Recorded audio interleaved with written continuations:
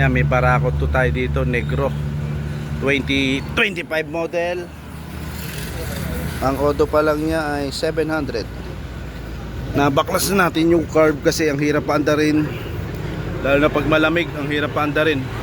So check natin yung ere ng hangin. Pakikita ko sa inyo yung kung paano ma-check yung ere ng hangin. Kuha ka doon ng flat screw manipis. Okay, baklasin mo na yan, angatin mo na yan. Oo. Yan, pagtatanggalin mo dito ang intake, huwag doon sa tabi ha. Yan. Okay, okay lang yan, bago yan eh. Saan ba natin ito pwedeng isabit? Okay.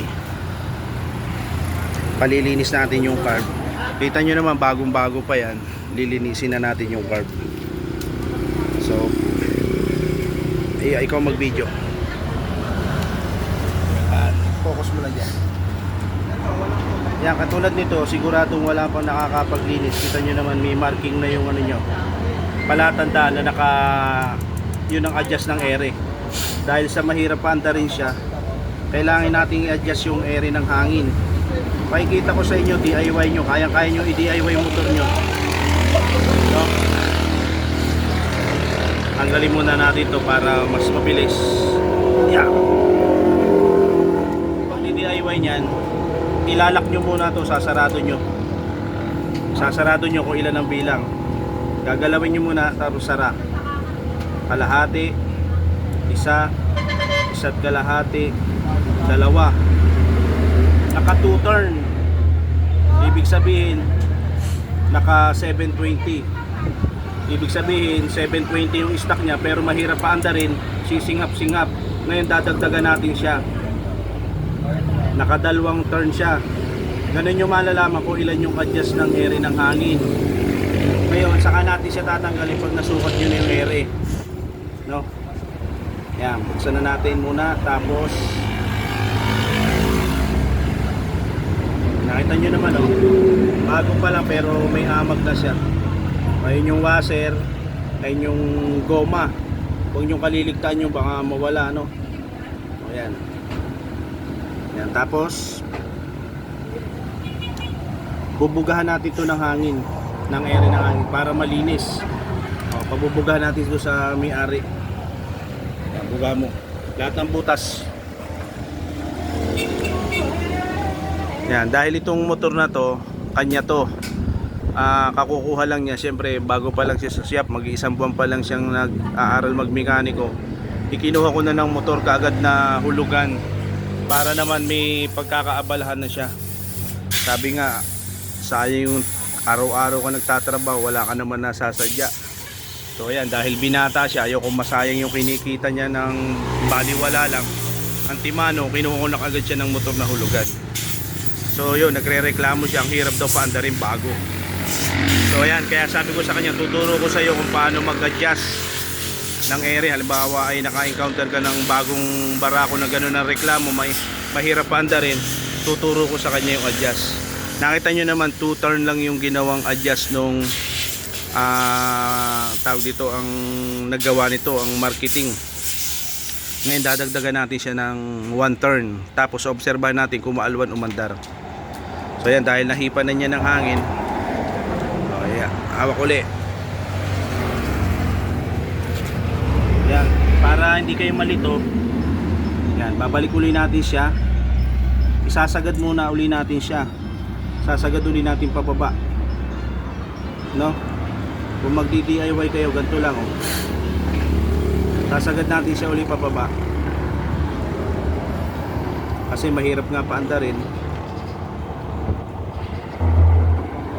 Siguro baka ilang sipa to bago mandar.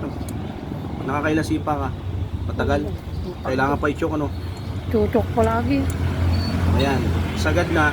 Babalik ulit natin ng bilang kalahati, isa't kalahati, dalawa. Yan yung dating adjust niyan. Ngayon dadagdagan natin ng isang buo, 2 kalahati, 3. Ngayon pag mahirap pa rin, saka ulit tayo mag-a-adjust.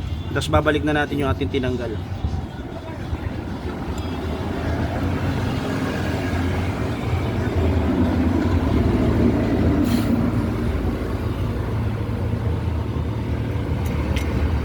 Yan.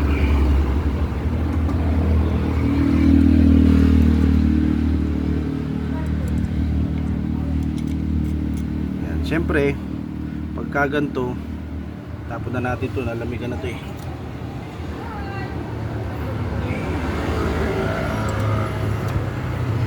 Pag magbabaklas kayo, huwag niyong papaluin dito ha. Huwag dito. Dito ang palo. Kung bang hindi matuklap. Yan, apitan na natin to. Tapos ikakabit na natin to sa motor. Bali, 3 ikot lang ginawa natin sa gas niya. Ngayon, pagka mahirap paandarin, magdadagdag pa tayo ng ere ng hangin.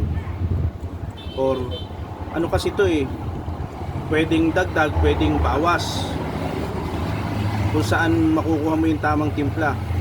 At tulad nito, naka 2 turn, pwedeng kulang siya sa gas, kaya mahirap andarin. Dapat naman doon 1 turn lang ang gagawin para 1 click, kumbaga malakas pumasok ang gas.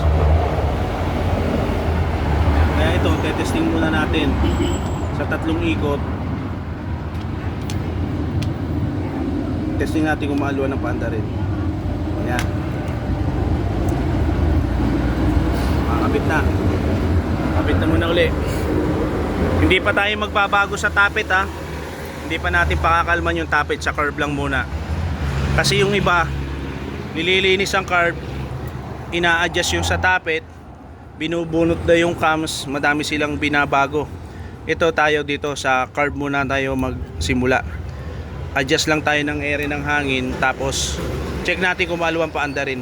Saka na natin babaguhin yung sa tapit pagka talaga hindi natin mapatino sa curve. Sa curve muna tayo kasi yung iba talagang binubunot lahat, talagang ginagawa lahat. Kaya ito muna ang unahin natin, curve lang muna tayo. Kita nyo naman malamig yan, oh. Malamig oh. Ngayon tatry natin pagka pinaandar kung isang sipa lang siya. Balik.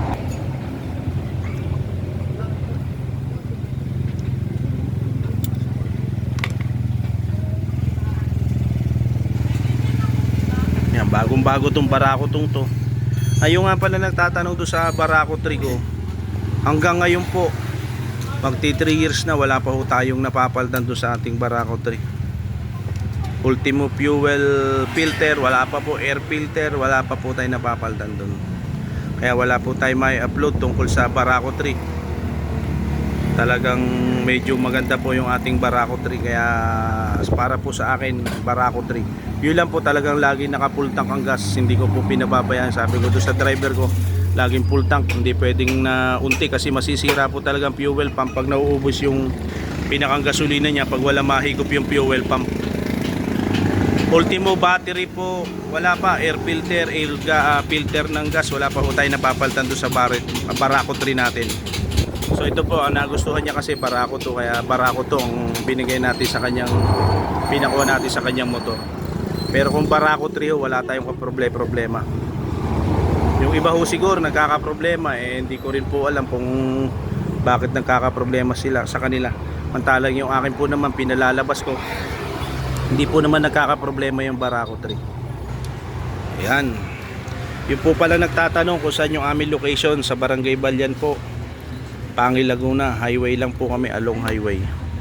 Sa mga nagtatanong po do sa aking YouTube channel, yan, kung napanood mo to, yan, wala pa ho tayo ibang binabago dyan. Testing. Itabi mo muna, mamaya mo na iayos. Yan, sige. Oh, patay mo nga ulit, patay mo. Ulit, sipay mo nga kung maalwan. Parang umalwan na ho siya, siguro hindi lang bumaba yung gas kanina. Kada ho, patay mo sa push button, Rap. Oh, parang madali na ata ngayon. Napapangiti ka na. Ulit ka ulit. Aba.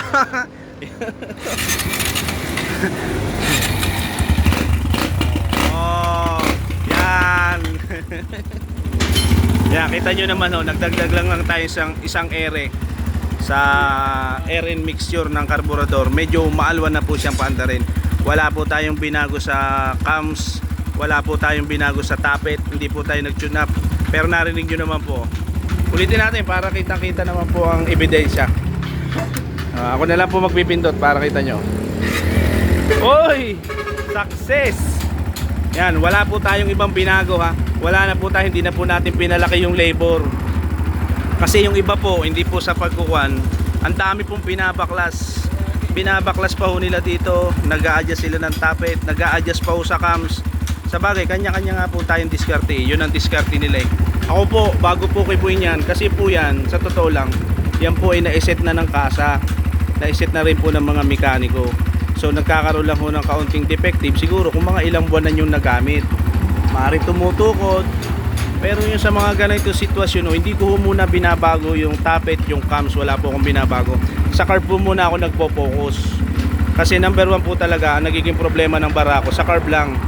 Yan, kung mapapansin nyo po, ang ganda po ng minor niya, hindi siya namamatay. Ganda niya, pinatay natin. Push button natin, walang halong biro. Uy! One click! Yan, di na po mahirap paanda rin. So yun, sana po may natutunan uli kayo sa panibago kong tutorial. Simpleng-simple lang po mag-DIY ng karburador, lalo't bagong-bago. Barako 2 2025 model. Yan, wala po tayong kinat doon, wala po tayong binuksan dito.